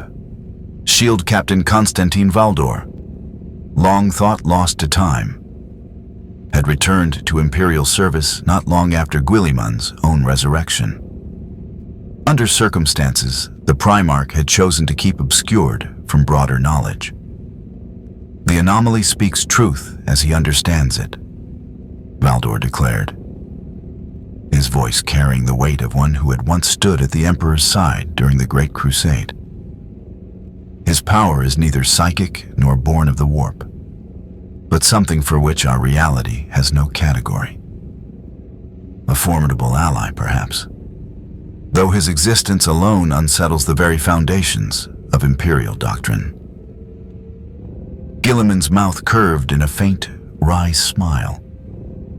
Doctrines which, more often than not, are distortions and fossilized dogma rather than my father's true design. Even so, Valdor countered, the ripples of his presence already spread. Reports from Mordian Prime confirmed the Orc. WAG has turned its fury against Death Guard holdings in the sector, claiming orders from their yellow boss to fight worthy foes rather than civilians. Guilliman's brow lifted slightly. Unexpected, but strategically advantageous. The theological implications, however, Valdor pressed, are volatile. The ecclesiarchy will collapse into hysteria at the thought of Xenos heeding the moral counsel of a human. And that is not our gravest concern. The ruinous powers have noticed. Warp activity has surged wherever news of the anomaly's arrival circulates. Tzeentch, in particular, reacts with agitation, disturbed by a force beyond its ability to corrupt or predict. Good, Guilliman said, voice edged with grim satisfaction. Let them fear what they cannot comprehend. For 10 millennia, humanity has fought chaos on the defensive. Perhaps this anomaly grants us the chance to seize the initiative at last. It is a perilous gamble, Valdor warned. One built on the loyalty of a being with no allegiance to our Imperium, our Emperor, or even our reality. Guilliman's gaze hardened. All existence is a gamble, Constantine. The true question is not whether to risk, but which risk promises reward worthy of its cost. At last, the Primarch turned fully toward the ancient custodian, his words measured and deliberate. Watch him. Observe closely. But do not interfere unless necessity demands it. I suspect we have barely glimpsed what Son Goku can truly unleash, or what his presence here may portend for the fate of the Imperium, as night draped itself across the fortress of Hera. Goku lingered on a balcony, gazing out over the ordered majesty of Macragge. Within the training chambers he had been allotted, he had already begun adapting his techniques to the strange energies of this universe, uncovering both new limits and unexpected harmonies between his Kai and the psychic field that suffused all things here. His thoughts wandered homeward, to family and friends who must be searching for him even now. Chi-Chi, frantic with worry, Gohan and Goten, no doubt working with Bulma to find some means of reaching him. Even Vegeta, in his own prideful way, might be unsettled by his absence. I'll find my way back, Goku murmured to the alien stars. But while I'm here, I've got work to do. Far below, in the cavernous training halls, Ultramarines reviewed recordings of his earlier exercises, their eyes fixed with professional fascination. Warriors who had devoted centuries to the mastery of war now faced an utterly new paradigm of combat. His movements defy standard analysis, a veteran sergeant observed. No wasted effort, flawless equilibrium of attack and defense. And his strength seems to grow as the fight drags on.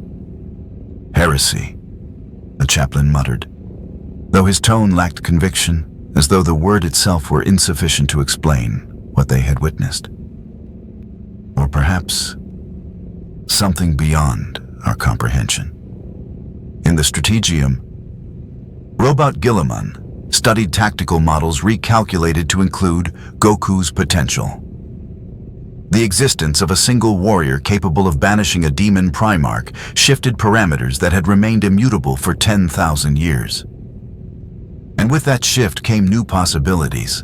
Strategies once dismissed as impossible now taking shape in the mind of the Supreme Commander of the Imperium.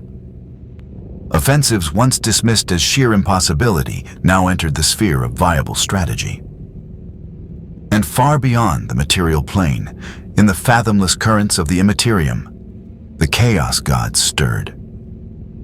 Beings of such vast, malignant power rarely concerned themselves with single mortals, but this anomaly, this warrior whose energy lay outside the grand game they had played since time immemorial, was both a threat and an opportunity.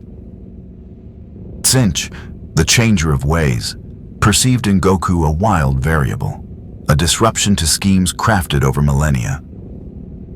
Yet also a fresh angle to exploit, a new path for manipulation. Nurgle, Lord of Decay, brooded over the purifying blaze that had scoured his favored son, Mortarion, unraveling plagues he had cultivated across centuries.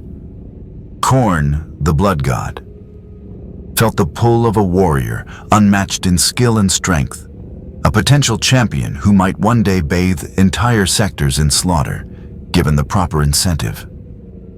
Slaanesh, Prince of Excess, savored the passion within Goku's relentless drive to test his limits. A hunger for combat so pure it bordered on obsession, an exquisite delicacy, if ever corrupted. And so, though fractured by their eternal rivalries, the ruinous powers fixed their gaze upon the anomaly that had entered their sphere. The great game endured, but the board had changed.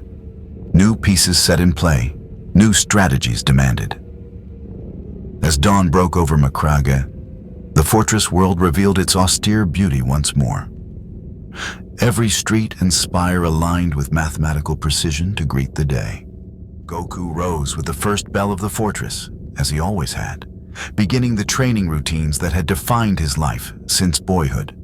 Within the artificial gravity chamber, an uneasy gift from the Mechanicus, who had reluctantly altered their technology to mimic the crushing weights he described. The Saiyan pushed himself harder each day, seeking ever greater thresholds. 6 months slipped by in this rhythm. He trained relentlessly, absorbed the grim knowledge of the Imperium, and lent his strength in battles where his intervention was judged indispensable. At times he fought beside the Grey Knights against demonic incursions, their silver blades flashing in unison with his golden aura. On another front, he aided the Space Wolves in driving back a Tyrannid splinter fleet. Once, he even stood shoulder to shoulder with the Sisters of Battle, clashing against a Black Legion warband under the direct command of Abaddon himself. The encounter ending inconclusively, each side withdrawing to recalculate their strategies. Yet through it all, Goku's essence remained untarnished, his will untouched by the oppressive weight of this galaxy. Where Imperial Lords decreed exterminatus, Goku sought another path. Where Inquisitors demanded purges, he counseled discernment between true threats and those simply alien. His philosophy was alien to the Imperium. Yet slowly, commanders began to consider the Goku approach when orthodox measures yielded only Pyrrhic victories. On Mordian Prime, the Orc Wa, now following their yellow boss, had become an unlikely bulwark against the creeping tendrils of chaos. Their lust for battle turning naturally upon the Death Guard forces that dared intrude into the sector. Imperial commanders watched the evolving situation with grudging acknowledgement, some even daring to incorporate strategies that guided rather than resisted Orc expansion. Meanwhile, the Adeptus Mechanicus pored over recordings of Goku's ki, their tech priests whispering in reverence as they christened this alien force Vitae, a divine spark, they claimed, A new revelation of the Omniscia's will. Attempts to reproduce this energy through machinery met with only partial success, though curious advances in force field resonance emerged as byproducts of their obsessive study. It was during this uneasy lull that everything shifted. Goku sat cross-legged in a meditation chamber, eyes closed, trying once more to attune himself to the distorted energy of this universe, when something stirred. A ripple coursed through the fabric of space-time itself. The sensation was achingly familiar, yet warped, like hearing the voice of a loved one through a storm of static. His eyes opened sharply. "Bulma," he whispered, rising to his feet. "Is that you? Trying to reach me?" The disturbance deepened, a pulse of intent. Neither warp-born corruption nor demonic intrusion, but something precise, scientific, deliberate. It carried the signature of careful thought, the kind of methodical probing that reminded him of Bulma hunched over her instruments back home. He thrust his Kai outward, straining to strengthen the signal, to let whoever searched know he was still alive. But the warp pressed back greedily, devouring his energy with its endless hunger. The effort left him gasping, his aura flickering. Yet for a single heartbeat, the connection held. In that instant, images slammed into his mind. Bulma at her consoles, eyes red-rimmed from nights without rest. Vegeta in the gravity chamber, training past exhaustion, blood streaking from reopened wounds. Gohan hunched over grim tomes, scouring arcane lore for solutions where science failed. His family, his friends, fighting across worlds and disciplines to bring him home. Goku collapsed onto the chamber floor, his chest heaving as though he had endured hours of brutal combat rather than a fleeting attempt at contact. Sweat dripping from his brow in heavy rivulets. "They're searching for me," he whispered, hope and determination intermingling in his strained voice. "They know I'm alive, just lost." The report was delivered without delay to Inquisitor Vale, who carried it directly to Robot Guilliman. Within hours, the Saiyan once more stood before the Primarch of Ultramar, recounting every detail of the fragile connection. "This is the first tangible evidence that a return to your reality may not be beyond possibility," Guilliman intoned, his calculating mind already mapping out scenarios and contingencies. "If your companions command technology capable of piercing dimensional boundaries, collaboration could accelerate our own research beyond what even the Mechanicus have conceived." Goku's eyes brightened, his eagerness breaking through exhaustion. "If I could only send a message, let them know what this universe is like. Bulma might figure out a way to stabilize a portal. She's brilliant like that." Guilliman folded his massive hands, expression pensive. "A message. Perhaps that can be achieved. The Librarius has studied your energy for months now. There may be a method to amplify your next attempt, long enough to grant clarity sufficient for true communication." Days later, in the deep sanctum of the Fortress of Hera, preparations reached completion, surrounded by arcane wards and Mechanicus devices that thrummed with reluctant purpose. Goku sat cross-legged within the heart of an intricate array, his golden aura stirring as both science and sorcery bent toward a singular goal, bridging the gulf between worlds. Encircling him, a cadre of librarians wove a shimmering barrier of thought and will, warding against the ravenous predators of the warp drawn to such concentrated emanations. "Remember," Chief Librarian Tigurius warned, his voice steady despite the weight pressing upon his mind. "You may have no more than 30 seconds of coherence. Convey only the essentials, coordinates, constants, details that will allow your companions to pinpoint this reality." Goku inclined his head, eyes closing as he steadied his breathing. "I'm ready." The rite commenced. a fusion of psychic might and arcane machinery straining in unison to pierce the gulfs between universes. Goku stretched forth his ki, seeking the resonance he had touched once before, the distinct signature of his home. For agonizing minutes, the void offered nothing. Sweat-dampened brows, knees buckled, and several librarians sagged as the pressure of the Imperium gnawed at their defenses. Even Tigurius, whose strength was revered across the Imperium, bled from nose and lips as he forced the incantation to its end. Then, abruptly, like static giving way to clarity, the breach aligned. The contact struck Goku with sudden force, familiar presences, sparks of life energy that had been part of him since youth.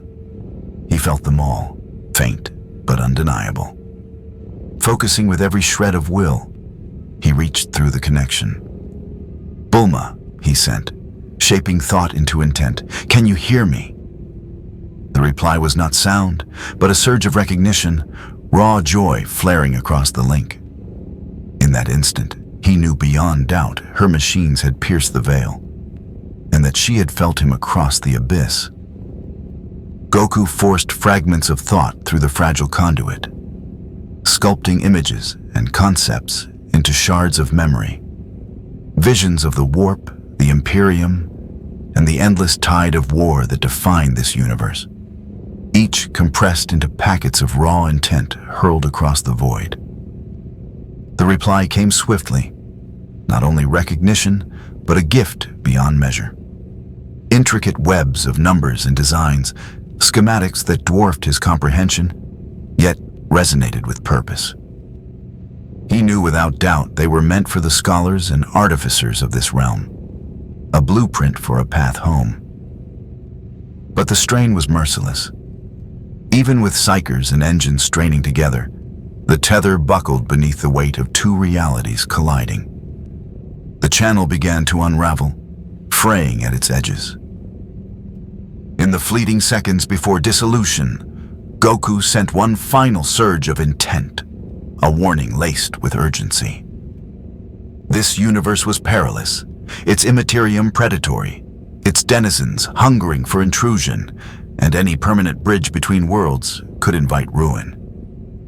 Then silence consumed the link, and Goku collapsed upon the cold chamber floor, his body trembling, yet his spirit alight with triumph. "It worked," he rasped, eyes lifting to Tigurius. She understood, and she sent knowledge back. The data was delicately drawn from his mind through disciplined psychic extraction, then delivered to the Mechanicus for study. What they uncovered left even their augmented minds in awe. Designs that operated outside warp-based principles. A lattice of science that promised direct traversal between layered realities. Days bled into weeks, weeks into months, as the tech priests labored in reverent obsession, parsing alien wisdom with prayers to the Omnissiah and hoped that this heretical brilliance might succeed where millennia of their own craft had failed. Goku continued his relentless regimen, splitting his days between training halls that tested even his Saiyan endurance and battlefield interventions that kept entire sectors from collapse. Yet now, for the first time since his arrival, there was a destination, an end to wandering, the tangible hope of return rather than empty speculation. It was during this fragile interlude that the ruinous powers struck. They had watched long enough to understand the anomaly, not enough to dominate it, but sufficient to ensure it could never remain beyond their shadow, nor slip entirely from their grasp. The blow was not an army pouring forth from the warp, but a poison whispered into the ear of one trusted too much. On the forge world of Ryza, where the dimensional gate neared completion, a senior tech priest succumbed to those voices. With a trembling stylus and corrupted will, he made minute changes to alloy recipes and circuit matrices, imperceptible at a glance, yet devastating in consequence, twisting the device from beacon of passage into weapon of corruption, At last, after nearly a year lost in a hostile reality, Goku stood before the colossal ring, hope blazing within his heart. Soon, he would see the faces of Chi-Chi, of Gohan and Goten, of friends who searched the stars for him. The Lords of Terra themselves had convened, and even Guilliman, ever cautious, watched with wary anticipation, perceiving the strategic weight of establishing communion with a parallel universe whose strength might rival their own. Calculations verified, declared Archmagos Dominus Icarus, mechadendrites flexing in excitement. Initiating sequence 3, 2, 1. Energy roared through the monolithic construct, a vortex blooming at its heart like a wound in the firmament. It spun with terrifying grace, resembling a warp rupture yet strangely devoid of the signature taint that heralded demonic incursion. And then, through that swirling light, Goku felt it. The pulse of home, the unmistakable resonance of his own universe calling to him across the abyss, familiar and radiant. For the briefest instant, elation surged through him. Then, beneath the harmony, something else stirred. The energy flaring within the ring carried the unmistakable cadence of his own universe, and Goku's eyes widened with unguarded relief. "It's working," he declared, turning toward Guilliman, joy breaking across his worn features. "That's my reality. I can feel it." The Primarch inclined his head, his marble face composed though storms of thought roiled beneath. Over the long months, he had come to prize not only the Saiyan's impossible strength, but also his alien clarity, so free of the suffocating dogma that had strangled the Imperium for 10 millennia. "Then it is time for farewells," Guilliman intoned, extending a hand that could have crushed ceramite with ease. "The Imperium owes you a debt, Son Goku. Know that you will be remembered, though memory itself warps with centuries, and legend rarely matches truth." Goku clasped the hand firmly, gratitude in his voice. "Thanks for everything. Your Imperium has plenty of darkness, but I've seen good people here trying their hardest. Maybe you can shape it into something better." Turning back to the shimmering vortex, he steadied himself to step across the threshold at last. Yet in that instant, his senses screamed. Beneath the resonance of home, a subtle dissonance had emerged, so faint only his Kai-attuned perception could taste it. A bitterness lurking inside familiar sweetness, venom in a cherished meal. "Wait," he warned sharply, hand raised. "Something's wrong." The alarm came too late. With a lurch, the gate's tone inverted, its brilliance collapsing into a sickly violet as corruption unveiled its true face. The bridge, painstakingly woven, shattered into a raw wound leading straight into the crystalline labyrinth of Tsinch. From that abyss surged forms too alien for mortal comprehension. Shifting geometries that clawed at the mind itself. And those who gazed too long fell shrieking, blood streaming from eyes and ears as sanity was ripped apart. Lord's discs drifted like bladed halos across the corrupted air, each bearing writhing blue horrors and shrieking flamers of Tsinch, vomiting streams of multicolored ruin. At their heart towered a being whose very aura warped the lattice of existence, a presence so vast that the void itself recoiled. "I am Kairos Fateweaver," intoned the greater demon, both throats merging for the first time into one resonant proclamation. "I carry messages from the Architect of Fate. Your arrival is recorded, Son Goku, and your strength weighed." The creature's words rolled like thunder through shattered reality. "You will not flee this plane. You will serve as the Changer's instrument in the great game to unfold." Robout Guilliman reacted with post-human swiftness, the Emperor's sword blazing like a newborn sun as he thrust himself between the Hellspawn and the gathered Imperial dignitaries. "Evacuation Protocol Omega," he commanded, his voice a blade of clarity amid the tumult. "Contain the anomaly at all costs." But Goku did not await sanctuary. A corona of gold erupted around him as he ascended directly to Super Saiyan 2, depleted ki reserves forgotten beneath the immediacy of threat. "You're not taking me anywhere," he declared, eyes hard as meteoric iron. "Nor will you turn me into a pawn." Facing the demon without tremor, he added, "I am no one's instrument." Kairos answered, each head speaking on alternating breaths. "Your rebellion was foreseen. Your surrender is preordained. All futures converge upon this instant. All pasts spill into it. The changer of ways has already solved the equation of your being." Raising its staff, the demon drew the skein of reality taut, preparing to hurl sorcery beyond mortal grasp.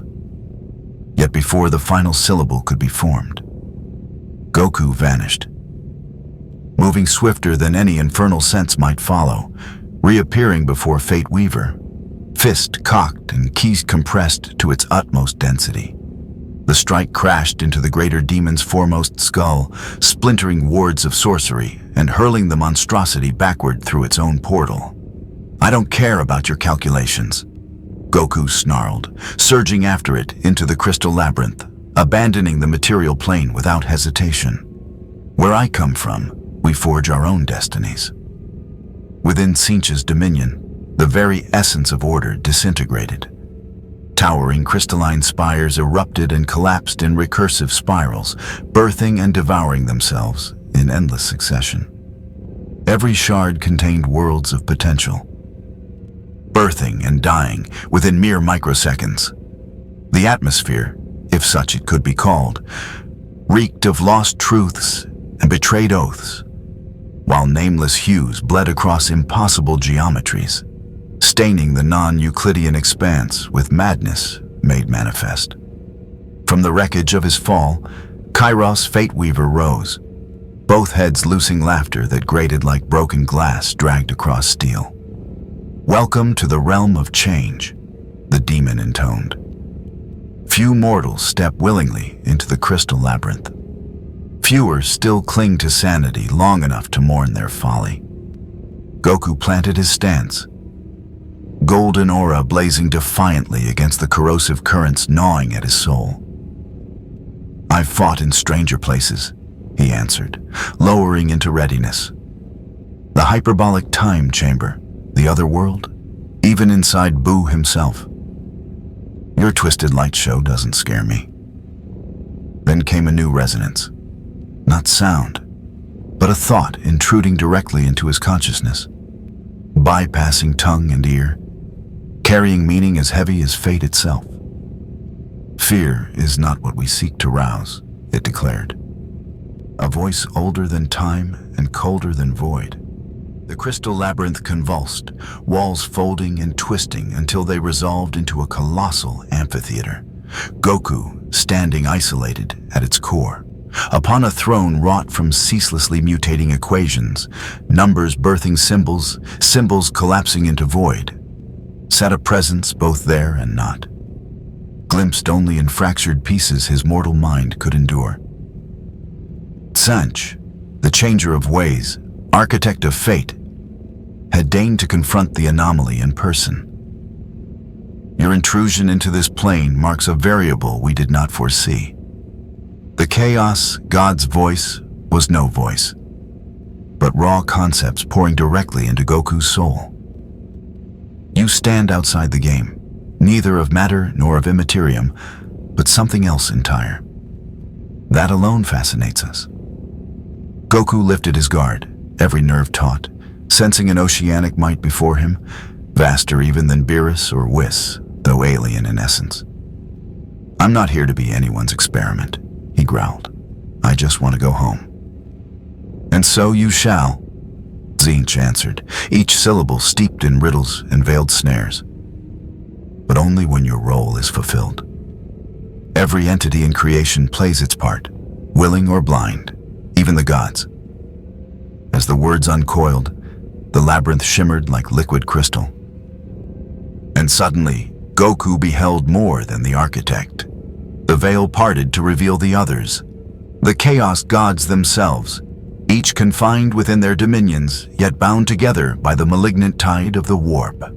There sat Korn upon his mountain of skulls, silent in bloodlust, his throne a monument to eternal slaughter.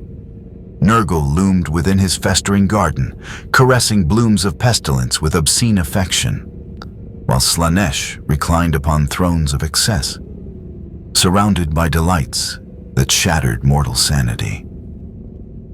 All of them watched the encounter with predatory fascination.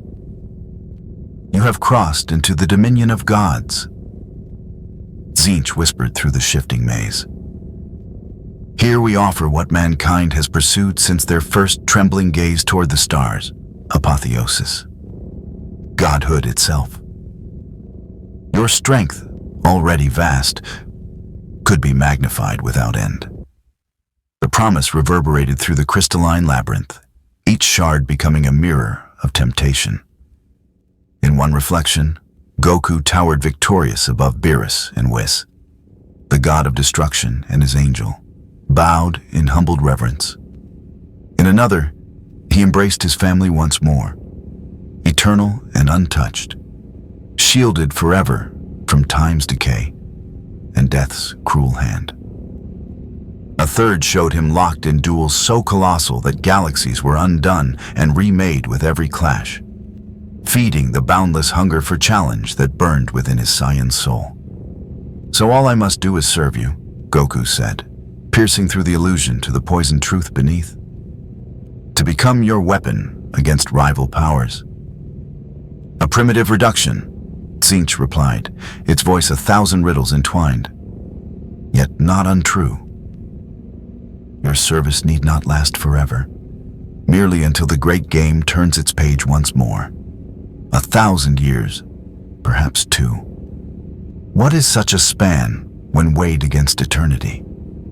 Goku closed his eyes, centering himself amid the storm of fractured realities and insidious lures pressing in from every side. When his eyes opened once more, resolve blazed within them, his ki steadying like a pillar of light against the warp's corruptive tides. "I've faced gods before," he said, voice calm but unyielding. "Some noble, some vile, and others balanced on the edge between. The true ones never stooped to deceit or bribery to demand loyalty. They earned respect through deeds, not hollow displays of power." His aura swelled violently, light flaring brighter as he drove himself beyond Super Saiyan 2, straining the limits of flesh and spirit against the fabric of this alien realm. "Whatever you are," Goku continued, his words cutting through the crackling storm, "you are not a god I would ever serve. You feast on misery, you thrive on corruption. You are parasites, not creators." The labyrinth trembled in fury, crystalline visions collapsing into grotesque tableaus of torment, atrocities painted in nightmare detail, attempts to shatter his spirit where seduction had failed. "Then you shall be broken," Tzeentch thundered, all pretense of civility gone. "Your strength will be seized regardless of your will. Your very essence will fuel designs stretching across 10,000 worlds." From the shifting wreckage, Kairos Fateweaver rose once more, staff burning with the power to unmake identities, to rewrite existence itself. Around them, the labyrinth bled demons, legions without number, pouring from crystalline fissures, an ocean of claws, fangs, and warp fire closing around the lone Saiyan. Goku surveyed the encroaching horde, then lifted his gaze to the ever-morphing form of the architect. A smile curved his lips. Not despair, not surrender, but exhilaration. "You know," he said almost casually, voice steady as the ground quaked, "where I come from, we have a technique for moments like this. When you're surrounded, outnumbered, with no path left through ordinary means." His aura began to beat like a war drum, golden light tightening inward instead of radiating outward, compressing until the very crystal lattice around him groaned and fractured. Reality itself quivered beneath the strain as alien energy, foreign to the warp, condensed into a single unbearable point. "It's called instant transmission," Goku said, lifting 2 fingers calmly to his brow. "Normally, I need a key eye signature to lock onto. But this time, I'm reaching for something else. Not a place, not a person, a concept." The pressure reached its zenith, his outline flickering as if existence itself could not hold him steady. Tzeentch's realm writhed in alarm, metaphysical tendrils lashing out to bind him. Yet recoiling, unable to seize or shape this energy. "Home," Goku whispered, the single word carrying infinite weight. "That's my anchor." And with it, the labyrinth convulsed. Not a simple vanishing with the telltale pop of displaced air, but erasure in a truer sense. Goku had never been there at all. His presence was unmade retroactively, the moment rewritten so that the labyrinth held only emptiness where he had once stood, while elsewhere he endured. Tzeentch's rage detonated across the warp in a psychic howl that churned storms into being and warped flesh across 1,000 worlds. The Chaos God had been cheated of its prey, its grand calculations overturned, its dominion fractured by the refusal of a single mortal. Here, within the endless ocean of madness, absolute control had been challenged, and the architect of fate was forced to reckon with a truth outside its design. In the material realm, the blighted gateway imploded, collapsing inward with a shriek of tortured dimensions. The link to Tzeentch's dominion was severed by Goku's departure, leaving only ruin in its wake. Guilliman and his warriors had stemmed the tide of demonic incursion, but at a grievous price. The Primarch stood amid wreckage and corpses, the Emperor's sword weeping ichor as the final warp spawn dissolved into oily vapor and was dragged screaming back into the Imperium. "The anomaly?" he demanded, turning to a librarian whose augmetic eyes still tracked the last psychic echoes. "Gone, my lord," the psyker answered, voice unsteady, equal parts reverence and bewilderment. "Not destroyed, not devoured, simply elsewhere."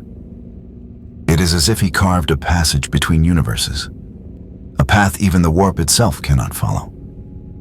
Guilliman inclined his head, a flicker of relief tempered by regret. The alliance had been brief, yet fruitful. Humanity had gleaned shards of knowledge from this stranger. Strange disciplines, unfamiliar philosophies, new ways of shaping energy that might one day sharpen the Imperium's faltering blade. "Record everything," the Primarch commanded, his tone iron. His techniques, his principles, the nature of his energy. Draft protocols for the Librarius, perhaps even for standard Astartes conditioning. His body may be gone, but his legacy can be preserved. Around them, the machinery of recovery ground into motion. Servitors scuttling to collect remains, cogitators humming as they dissected the wreckage of the collapsed portal. Alone amid the din, Guilliman reflected on the anomaly's final words to him, spoken in confidence before the doomed attempt. "Your father had the right idea," Goku had said, trying to liberate mankind from gods and superstition. "Where I come from, we learned that divinity does not merit devotion merely by power. Some gods are good, some wicked, but all must be measured by their deeds, as any mortal would. Heresy by imperial dogma." Yet the words clung like barbs to Guilliman's own buried doubts, whispering of questions that had haunted him since his return. The Imperium had drifted immeasurably far from the Emperor's original design, twisted into the very theocratic tyranny he had once sought to destroy. Yet perhaps within the anomaly's words lingered a fragment of wisdom, not denial of the Emperor's divinity, but a sharper, truer grasp of what such divinity should signify. Not blind obeisance, but loyalty measured by proof, by merit earned in deed. As days bled into weeks and weeks into months, whispers of the Golden Warrior threaded through the galaxy. On remote frontier worlds, citizens murmured of a protector swifter than light itself, whose fists could unmake Daemon Primarchs with a single blow. Within the Schola Progenium, drill masters smuggled apocryphal accounts of the so-called Key Master into their training regimens, stressing the balance of body, mind, and spirit that had forged his strength. The Inquisition, wary of contagion, branded such tales heretical and sought to excise them. Yet the stories endured, clinging like sparks in the dark. They carried something rare in the 41st millennium: hope. Hope that gods might be opposed. Hope that corruption could be denied. Hope that power did not demand the sacrifice of humanity. On Mordian Prime, the Orc Way continued to turn its fury upon Chaos hosts, shaping a crude doctrine they named Fighting Like Da Yellow Boss. Imperial strategos, unwilling though they were, adjusted to the truth, carving buffer zones instead of pursuing wholesale extermination. Discovering that Orc-held territory formed an unanticipated bulwark against warp invasion. And far beyond the confines of Materium and Immaterium, beyond the reach of the ruinous powers and the chains of Imperial creed, Goku found his way home. The passage was neither swift nor merciful. He traversed dimensions without shape, realities that fractured language itself, yet the anchor held. The thought of home, of family, of belonging, proved stronger than the warp's abyssal gravity, guiding him through the endless multiverse until he returned to the universe where Ki flowed like a natural current, and where friends awaited with anxious hearts. His sojourn in the grim darkness of the far future receded into memory, then into story, told among family and comrades both as a warning and as inspiration for new trials of training. The dread majesty of the Chaos Gods, so absolute within their domain, remained for him a reminder of the shadows that might haunt any cosmos, and the vigilance required to guard against corruption of body and soul alike. In quiet intervals, Goku would sometimes cast his gaze skyward, pondering the fate of the Imperium he had abandoned. Had Gilliman found the strength to temper tyranny with reform? Had the Adeptus Astartes adopted fragments of his techniques into their endless drills? Did the Orcs still roar of their yellow boss, the warrior who defied even demons? Such questions lingered without answer. The walls between universes had sealed once more, but he carried the mark of the journey, subtle but indelible. Perspective had shifted, his eternal quest for strength now tempered by the weight of responsibility. The knowledge that true gods existed, creatures of such cosmic malice they thrived upon the agony of entire galaxies. Power, he understood, was not merely for ascent, but for protection, for preservation of what was fragile and worth saving. Thus the warrior's path stretched onward as it always had. New trials rose, new adversaries emerged, new heights beckoned. Yet now that path bore the imprint of what he had witnessed, a fleeting descent into the far future's unending night, a place where war was eternal, yet where hope, improbable and defiant, still dared to kindle flame. And in that war-ravaged cosmos, the tale of the Golden Warrior endured, a fleeting spark of radiance amid the eternal void. Proof that even within the bleakest night, champions could rise from unlooked-for places, bearing with them unfamiliar wisdom, untested arts of battle, and perhaps most fragile, yet most vital of all, new reasons to hope.